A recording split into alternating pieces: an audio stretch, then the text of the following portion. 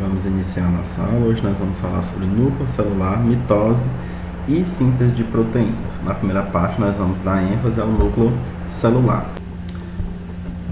Todos vocês já devem ter ouvido falar do processo de clonagem, né?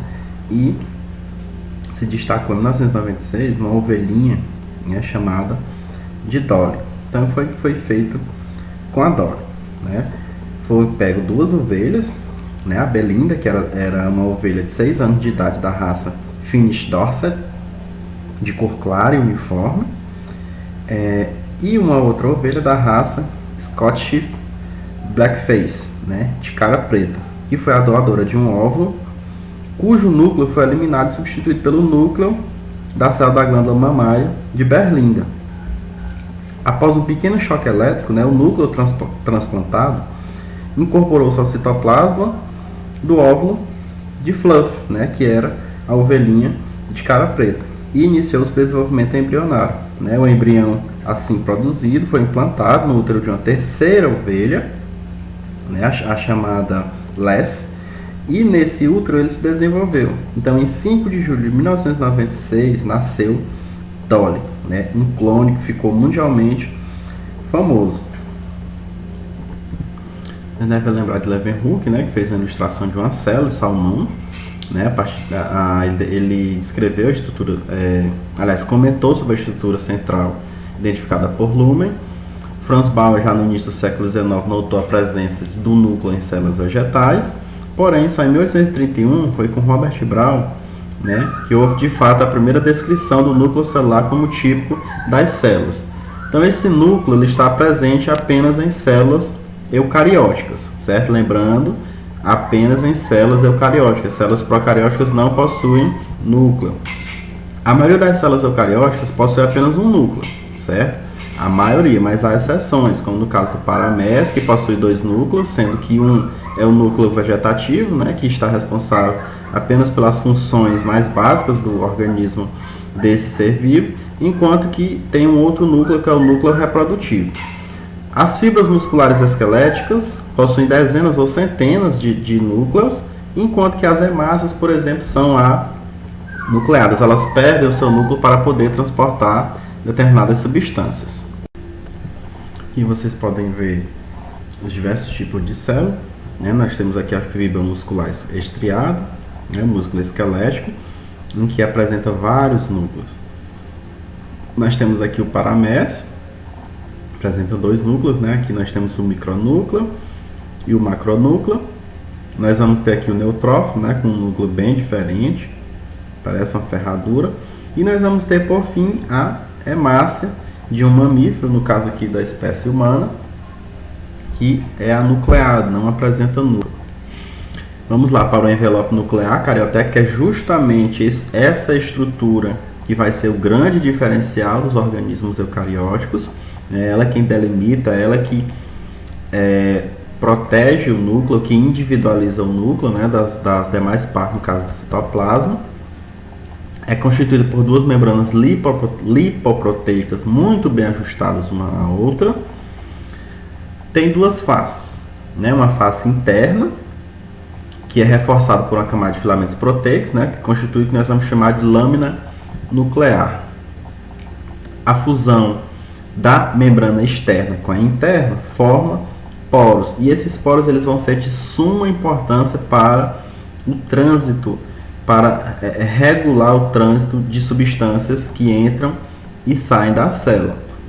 Esses poros funcionam como válvulas, né? Eles vão determinar quem entra e quem sai, e tem o que nós vamos chamar de complexo do poro, que é justamente uma estrutura formada por dezenas de tipos diferentes de proteínas, certo? Cada uma vai ser responsável por uma determinada função.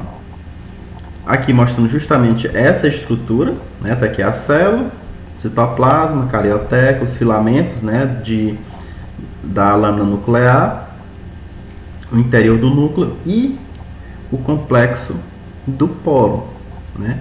Que é justamente essa quantidade aqui, essa diversidade de proteínas, né, que auxiliam na locomoção de determinadas substâncias. Cromatina e núcleo. que é cromatina? Né? Cromatina diz respeito a um material que tem capacidade de se corar, de se colorir e ficar diferente das demais partes da célula quando observada no microscópio, certo? Esse termo ele foi criado, né, passou a ser usado no século XIX justamente para falar a respeito do material altamente corável.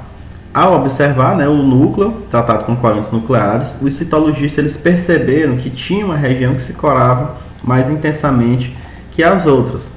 Né? Havia um material filamentoso, que nós vamos denominar de cromossomos, ao passo que, lembrem, cromossomo é uma molécula de DNA associada a proteínas, particularmente as histonas. Então, o que vem a ser nucleus? Né? São estruturas globulares densas e arredondadas que estão presentes no núcleo. Não vão confundir nucleolo com a região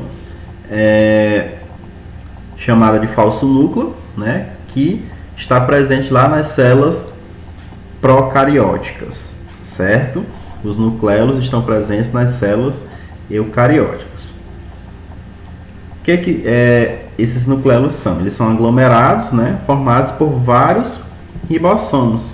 Eles não têm uma membrana envolvente e a principal substância que compõe esses nucleolos é o RNA ribossômico, né, produzido por um cromossomo organizador. Ele possui uma estrutura dinâmica, ou seja, a partir do momento que o RNA ribossômico ele deixa o núcleo, né, vai lá para o citoplasma, o nucleolo continua ainda assim produzindo esse material. Então é como se ele fosse uma fábrica, né? Sai o RNA ribossômico lá do núcleo, ele vai produzir para repor.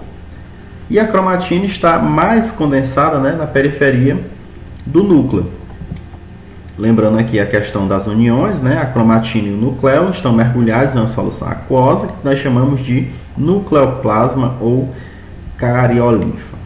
Essa cariolinfa ela é composta por íons, ATPs, nucleotídeos e enzimas. Está aqui mostrando essa estrutura do DNA, cromossomo, certo? Essas bolinhas verdes é o que nós vamos chamar de histonas.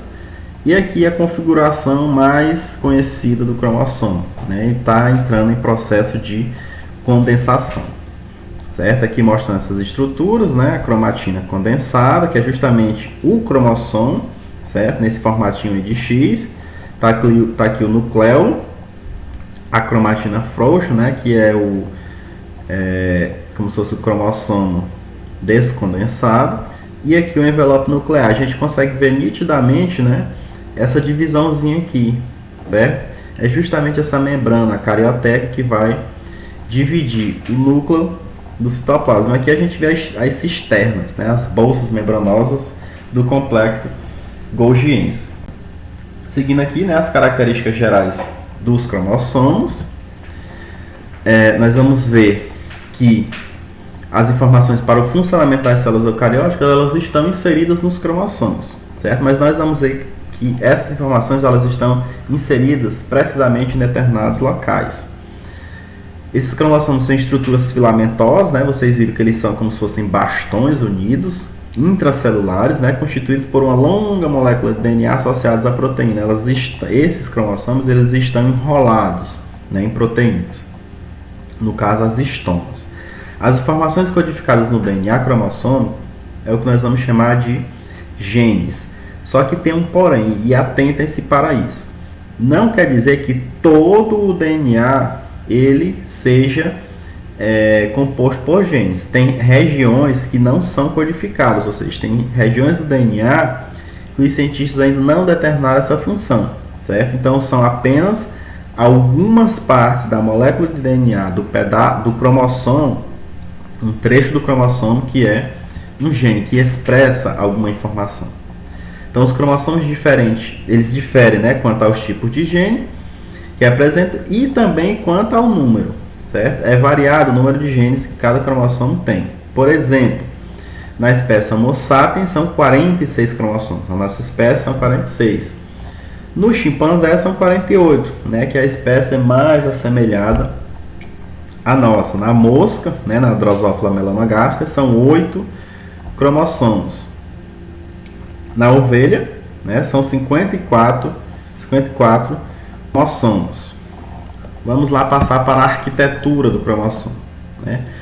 O cromossomo ele é constituído, como já foi mencionado, por uma longa cadeia de DNA que dá 2 voltas, né, sobre grânulos de proteínas especiais chamadas histonas, que são aquelas bolinhas, né? Então, uma molécula de DNA enrolada sobre uma histona, nós vamos ter o que nós vamos chamar de nucleossomos, certo?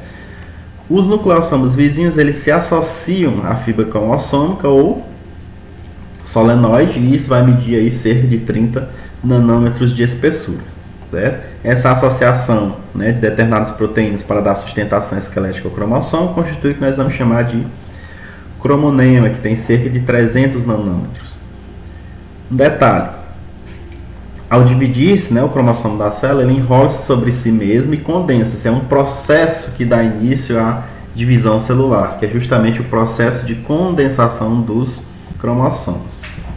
Aqui mostrando, ó, o glóbulo de histona, né, que são justamente essas bolinhas aqui. Está aqui o DNA, o nucleossomo, lembrando que o nucleossomo é a histona mais o DNA enrolado. O solenoide, que é justamente essas moléculas de nucleossomos associadas, né, que se juntam às moléculas vizinhas. Aqui mostrando esse processo de condensação até chegar a esse nível aqui, certo? E aqui nós temos o cromossomo condensado.